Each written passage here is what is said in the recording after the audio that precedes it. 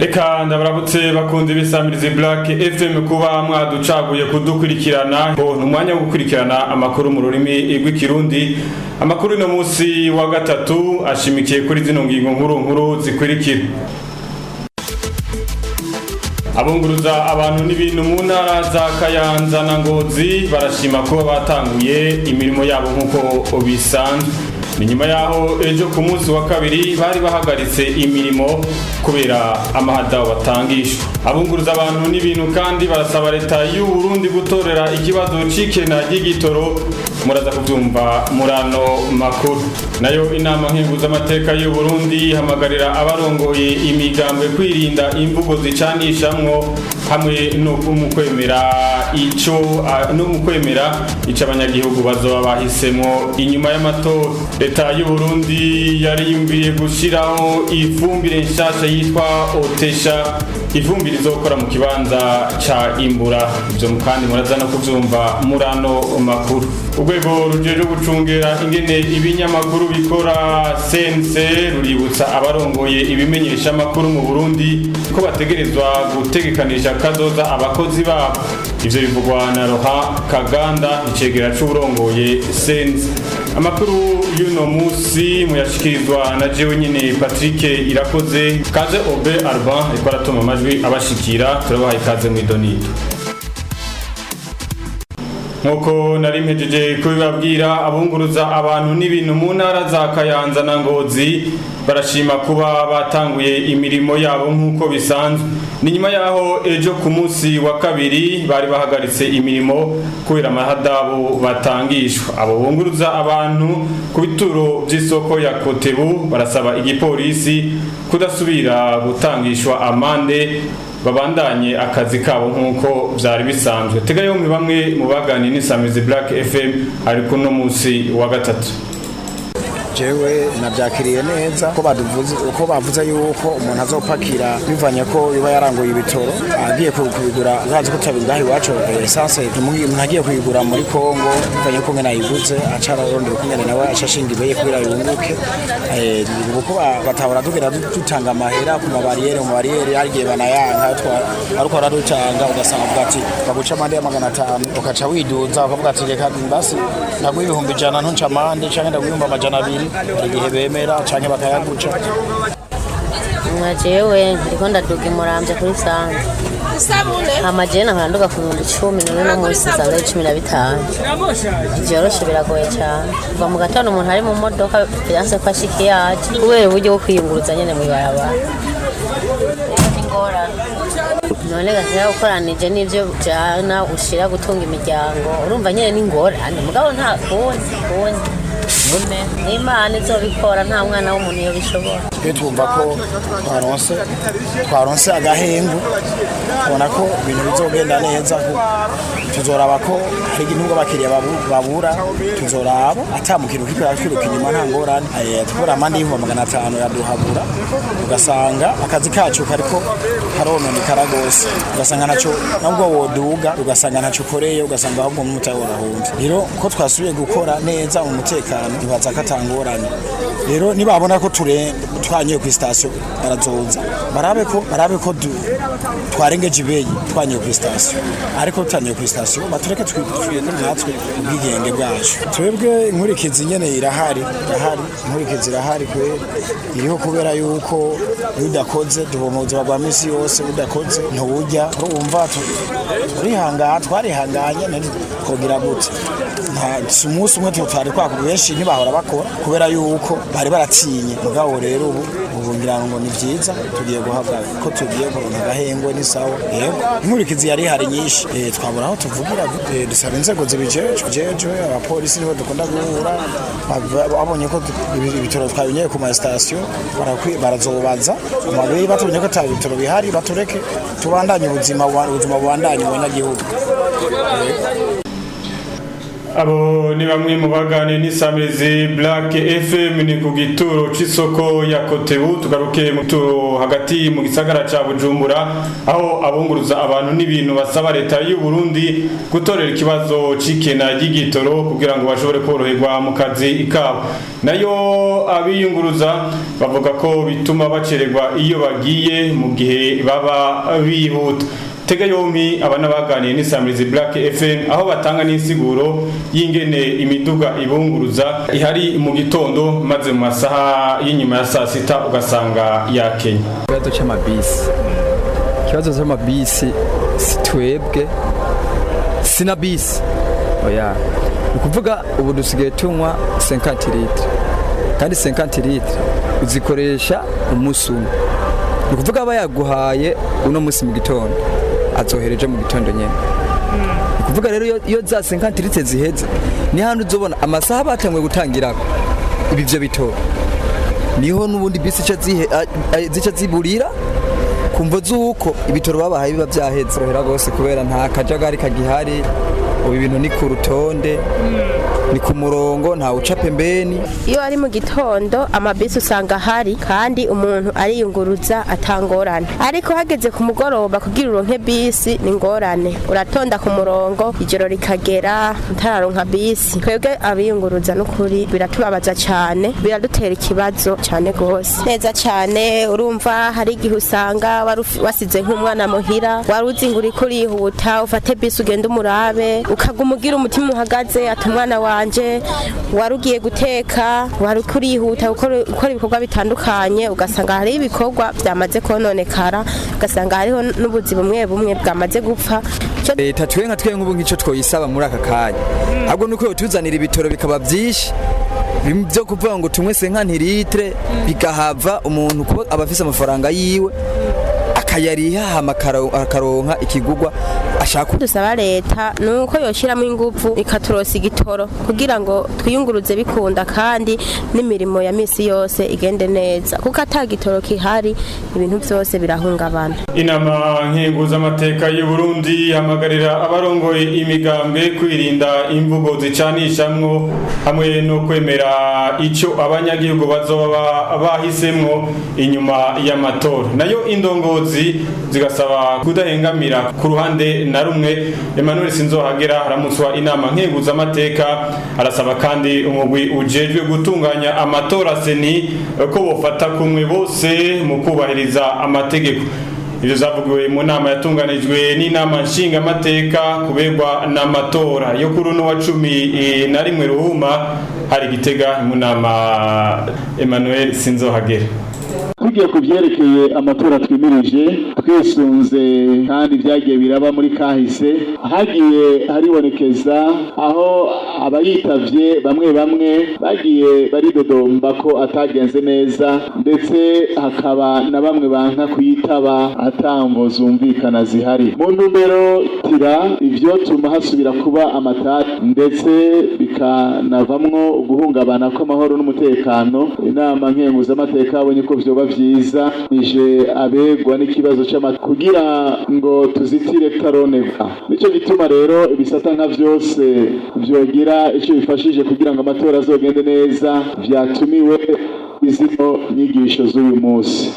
Kubitwerekeye twashaka gutanga impanuro cyane ku banyepolitike zijanye n'uko bo kwigenza kugira birinde amatati. Aha tuhamagarira kwirinda imvugo canishamwo canke zirimwo ibitutsi, maze bakubahiriza amategeko agenga amatora hamwe no kwemera ico abenegihugu bazoba bahisemwo mu gutora. Indongozi n'abajejwe intwaro namwe tuhamagariye ko mwomenya ko mwamiza akabuye k'abagabo, mutegerezwa rero kudahengamira ku ruhande na rumwe, mwongere muze murisunga amategeko mutibagiye no guhanura aho bizoba bikenewe hose. Twashaka kandi dusabe abari mu mugwi ujejwe amatora ko bofata kumwe abahiganwa bose, ubahirize amategeko, bafata ingingo mu mwanya ubereye atakamwana wa mama. Emmanuel Sinzohagera aramutswa inama nkenguza amateka. leta y'u Burundi yariyumviriye gushiraho ifumbire nshasha yitwa Otesha n'ifumbire izokora mu kibanza ca Imbura. Iyo fumbire ikazotangurana n'imeshi igiye gutangura nayo mu bijanye n'ingene umwimbu wagenze igihugu kiriteze ko uzogenda neza. Ivyo nivyavugiwe mu nama y'umwiherero yagirishijwe n'umushikiranganje wa mbere ari kumwe n'abakorera mu gisata c'uburimyi harejo ku musi wa kabiri mu ntara ya Gitega. Tega yombi Moyize nkuru nziza n'umuvugizi w'umushikiranganje wa mbere. Nyakubahwa umushikiranganje wa mbere yahaye akanya abasanzwe barongoye ibisata mu ntara bijejwe uburimyi ubworozi n'ibidukikije. Abo rero barongoye ivyo bisata mu ntara byagaragaye ko mu byo bavuze umwimbu igihugu cyacu citeze muri uno mwaka w'uburimyi w'agatasi ari umwimbu mwiza cyane, naho bashikirije ko hari aho vyigaragaje ko imvura yoba itabonetse ku rugero rushimishije.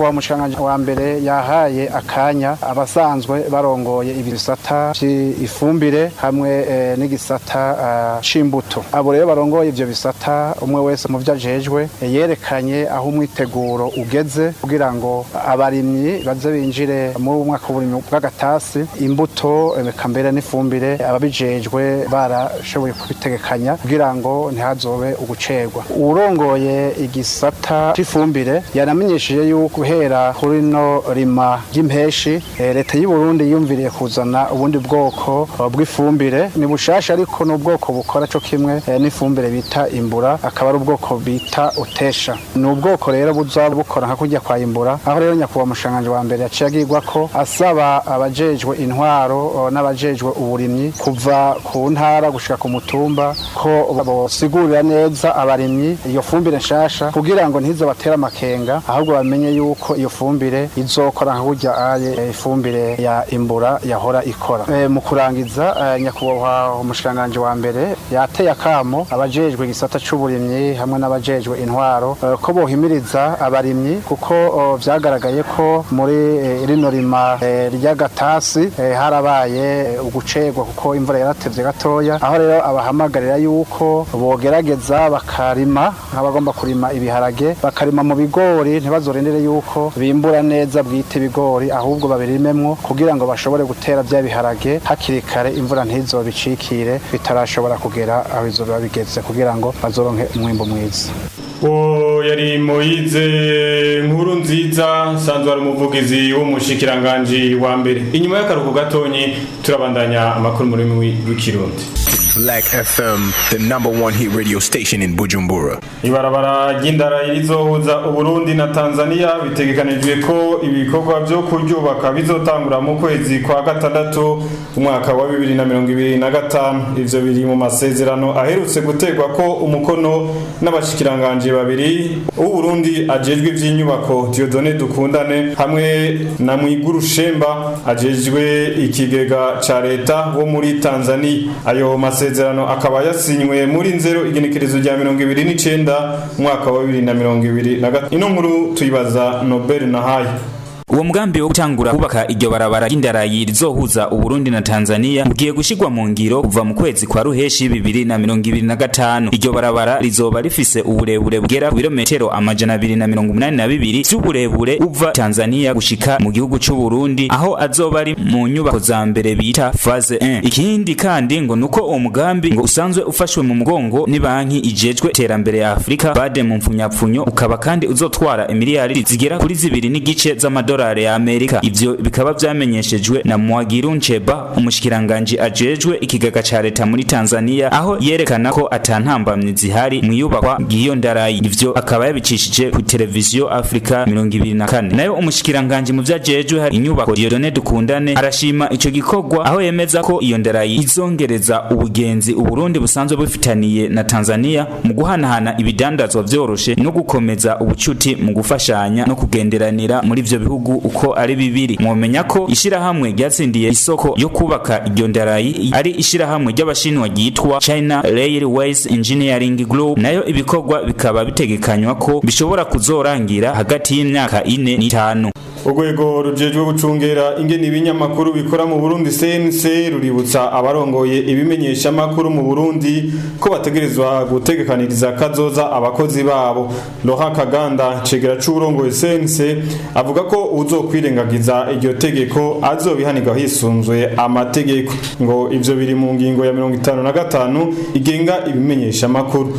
Tegayompi Kaganda Laurent ni cegera c'urongoye CNC. Abarongoye ibimenyesha makuru barazi itegeko rigenga umwuga wo kumenyesha makuru ryasohotse itariki 12 mu Kakaro umwaka uheze wa 2024 na cane mu ngingo yaryo ya 50 mvuga ko umukozi ategerezwa kuba afitaniye amasezerano n'uwamuhaye akazi mbere akamutegekaniriza kazoza. Nico gituma twama twibukije abarongoye ibimenyesha makuru ko iyo ngingo batoraba hirya ngo bayirengagize, kuko umumenyesha makuru adafise amasezerano y'akazi ntabara umumenyesha makuru yuzuye naho yo bakora neza gute, kuko ejo agize ingorane canke hirya yejo mbeya yo kwitwara yitwaje iki. Rero irya ngingo niyo nkinzo y'umumenyesha makuru kumutekaniriza kazoza, navyo biri muri ino ngingo nyene kandi n'itegeko. Abarongo ibimenyesha makuru ntibatora ngo ntegekaniriza kazoza umukozi wanje canke ngo rireke ujya. Itegeko riraba bose, mu gihe itegeko riraba bose bateza kurikurikiza kumwe, ariko duhora tubona ko arabirengagiza amategeko. Ibihano birategekanijwe, ibihano bitegekanijwe, kumbe sivyo twobanza gushika ko imbere yo guhana umuntu abanza guhanura, kuko burya inkoni ishikira igufa ntishikira ingeso. Ariko abamenyesha makuru kubanza kubahamagara tukabibutsa yuko itegeko rigenga umwuga w'abamenyesha makuru ritegekanya ko umumenyesha makuru ateza gutekanizwa kazoza, wenyene akabyisomera. Kira none nta murongo ikimenyesha makuru iyo ngingo atayizi, ariko byanze turabahana cyane go. Tumaze kumuhamagara tukabimubwira, duca tumwandikira kugira ngo twerekane ko koko turiko turava aho twari turi tuduga mu bihano. Tumwandikiye arishura, atishuye ico gihe turashobora gufata ibindi bihano, ariko twizere ko tutazorinda gushika hiyo oya.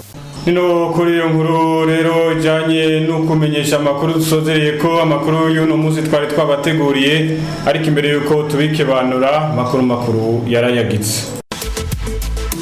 Abunguruza abantu n'ibintu mu ntara za Kayanza na Ngozi barashima kuba batanguye imirimo yabo nk'uko bisanzwe.